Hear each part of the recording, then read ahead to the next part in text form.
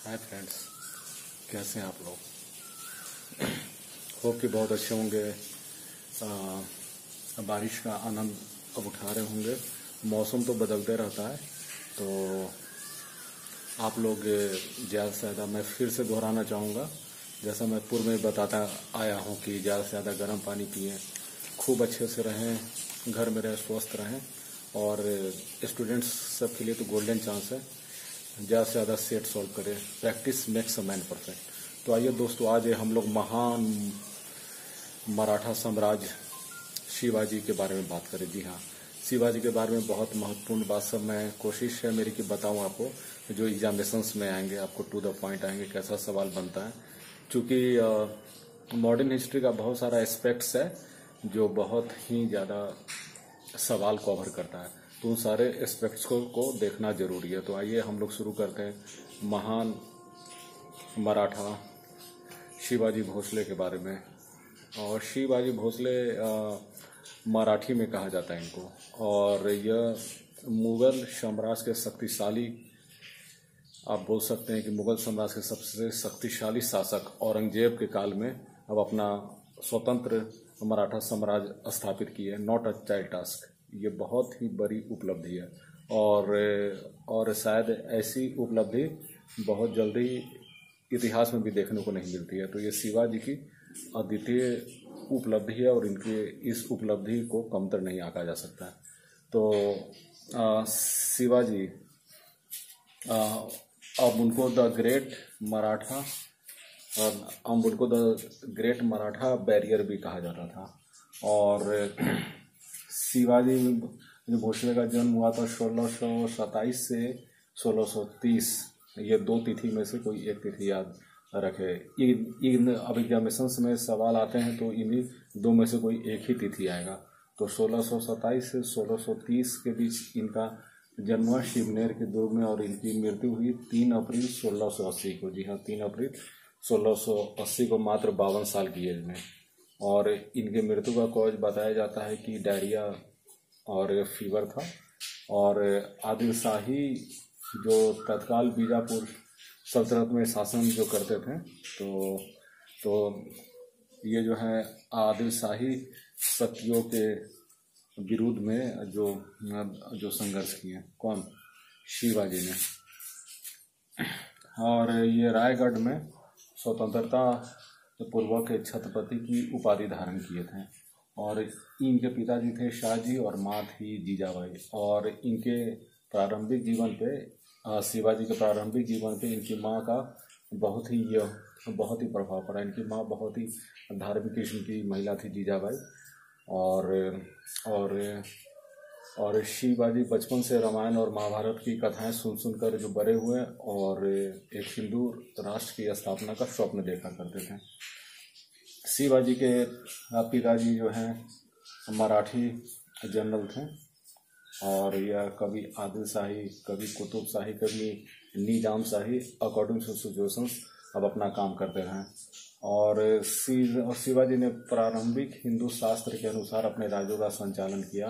अब इसमें हिंदी, संस्कृत और पर्शियन भी शामिल था। शिवाजी के काल में दक्कन जो है 3 इस्लामिक शक्तियों के बीच बटा हुआ था। जी हाँ, अब उसमें बीजापुर सल्तनत बहुत ही शक्तिशाली था, गोलकुंडा सल्तनत बहुत ही शक्तिशाली था, और अहमदनगर सल्तनत, ये तीनों सल्तनत बहुत ही शक्तिशाली थे।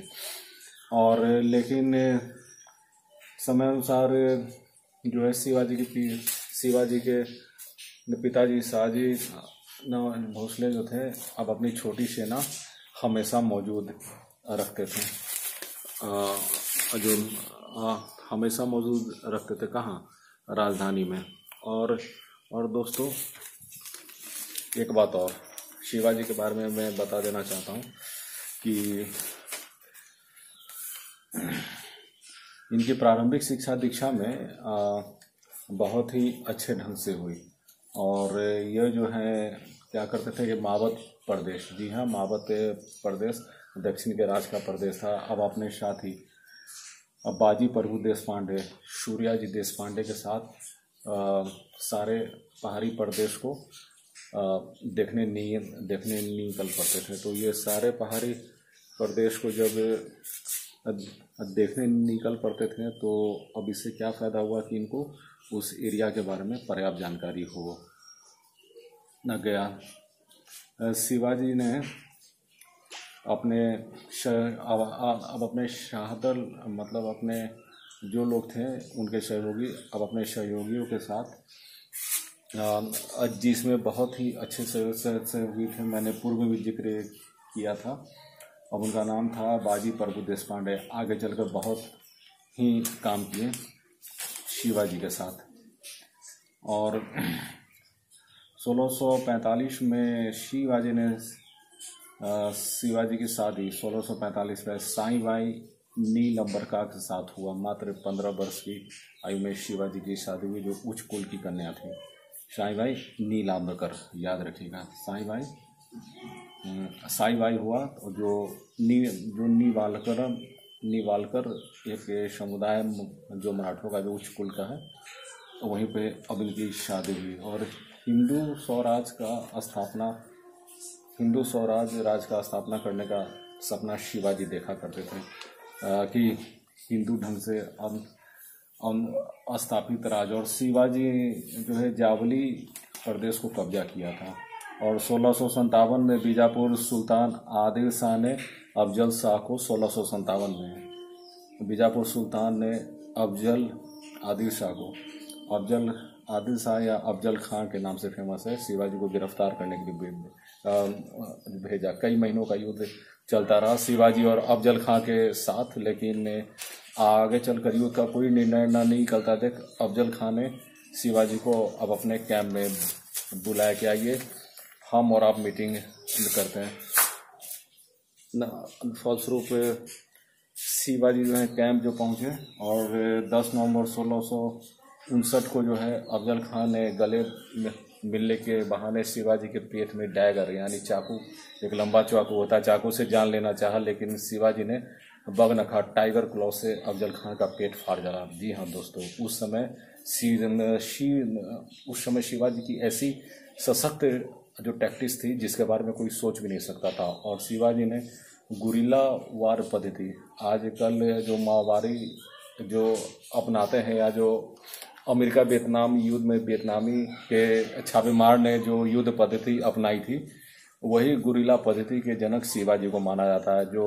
जो भारतीय प्रदेश में विशेषकर पश्चिम और दक्षिण भारतीय राज्य में शिवाजी ने गुरिल्ला युद्ध पद्धति का संचालन किया था। 1659 में शिवाजी ने पन्हाला का किला जीता। जी हाँ, पन्हाला का किला जीता। और पवन खिंड की लड़ाई हुई 13 जुलाई 1660 को। पवन खिंड की लड़ाई याद जो रखिएगा आप लोग। इस लड़ाई में शिवाजी के वीर मराठा सरदार थे बाजी प्रभु देशपांडे ने तब तक बीजापुर के सैनिकों को रोके रखा जब तक कि शिवाजी महोदय जो है सुरक्षित विशालगढ़ के किले में ना अब पहुंच गए। और शिवाजी का विशालगढ़ किले पहुंचने का एक बहुत ही शानदार टैक्टिक्स था कि उन्होंने जो है विशालगढ़ किले जाने का इस्तेमाल, एक सकरा रास्ता का इस्तेमाल किया और सुरक्षित विशालगढ़ किले पहुंच गया शिवाजी ने। और शिवाजी और मुगलों के बीच लगभग शांति थी, लेकिन 1657 में अहमदनगर आक्रमण के साथ 1657 में, जी हाँ, अहमदनगर आक्रमण पे राज किया शिवाजी ने। और अहमदनगर आक्रमण के साथ शिवाजी और मुगलों का झगड़ा शुरू हुआ, लेकिन औरंगजेब उस समय इफेक्टिव कार्रवाई इसलिए नहीं कर पाया क्योंकि वो उत्तराधिकार की लड़ाई में व्यस्त था। तो शिवाजी ने अहमदनगर के बहुत सारे प्रदेशों को जी भर के लूटा।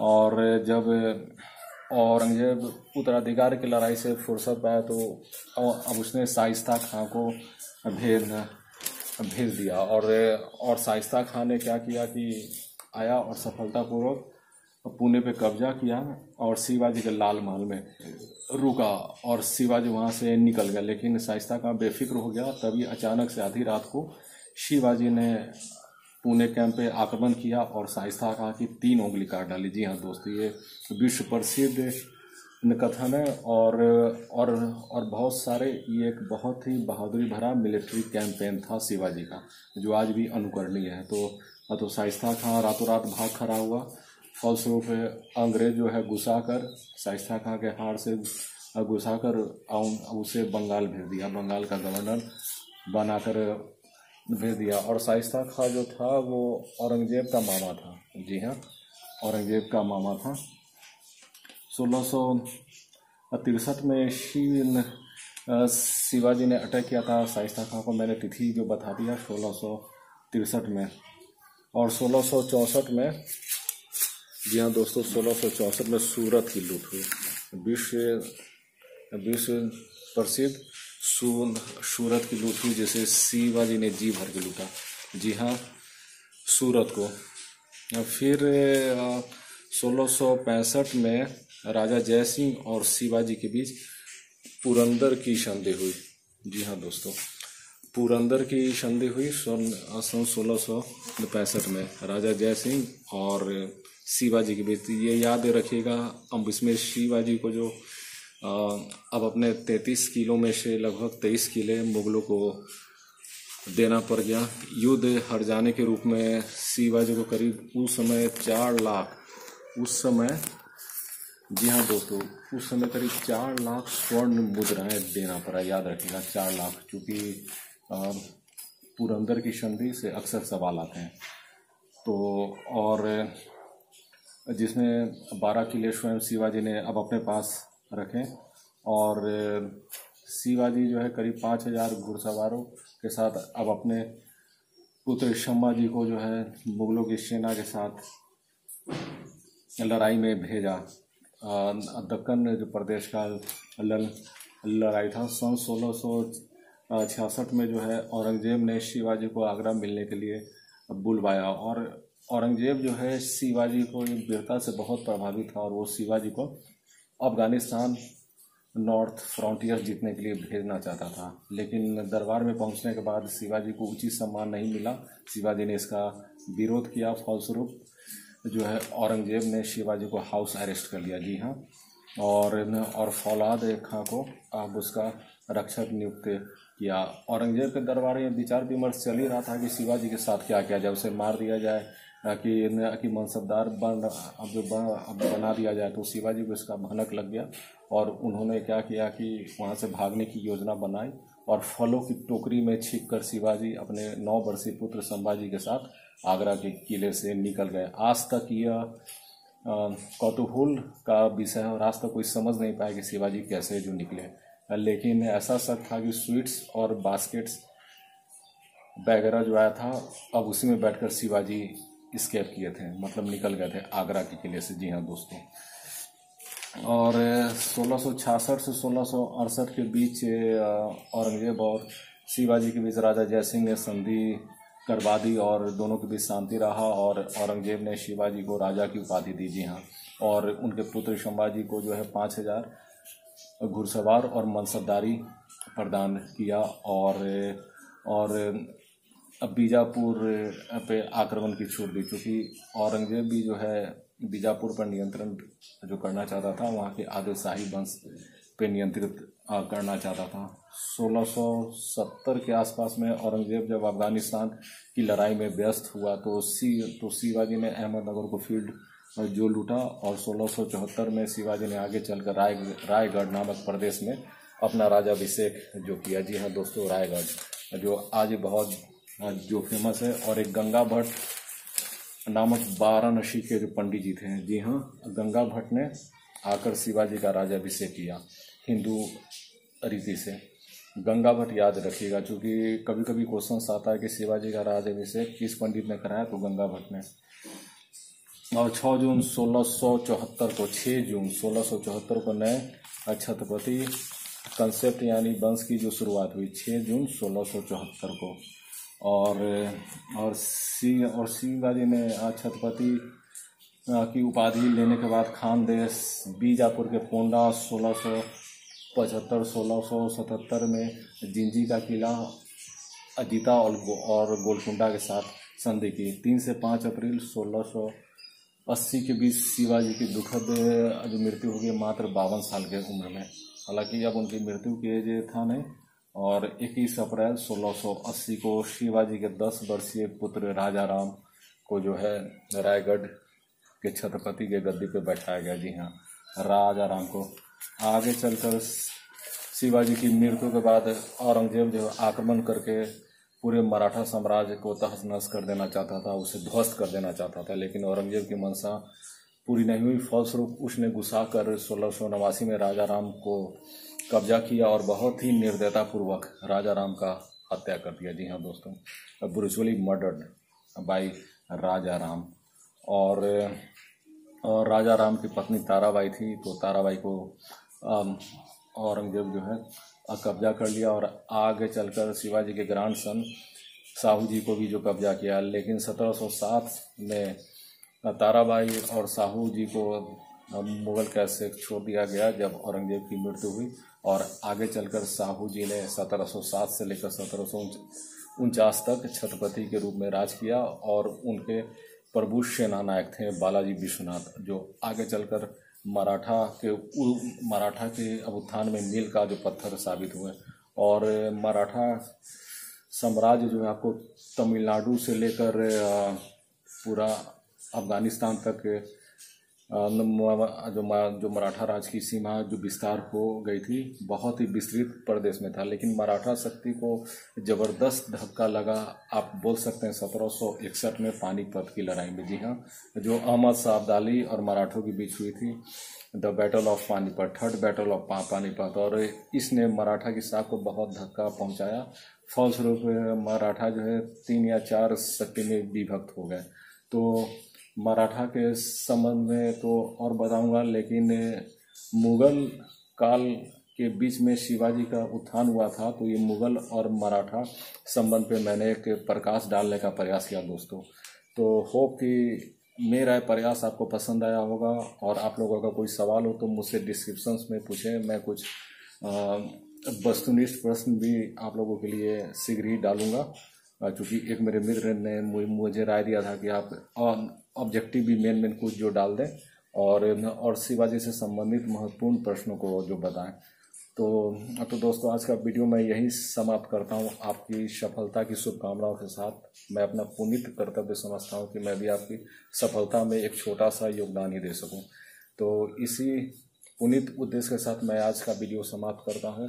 घर में रहें, मस्त रहें, खूब गर्म पानी पिए, जब तक काम ना हो तब तक बाहर एकदम ना निकले, क्योंकि वायरस ना किसी का दोस्त होता है ना किसी का दुश्मन, कोई धर्म कोई मजहब नहीं देखता है। तो अपना ख्याल आप स्वयं रखें, खुद स्वस्थ रहें, समाज को स्वस्थ रखें। अगर मेरा वीडियो पसंद आया तो इसे प्लीज़ लाइक, शेयर और सब्सक्राइब जरूर करें। इन्हीं शुभकामनाओं के साथ मैं आपका मित्र अभय शंकर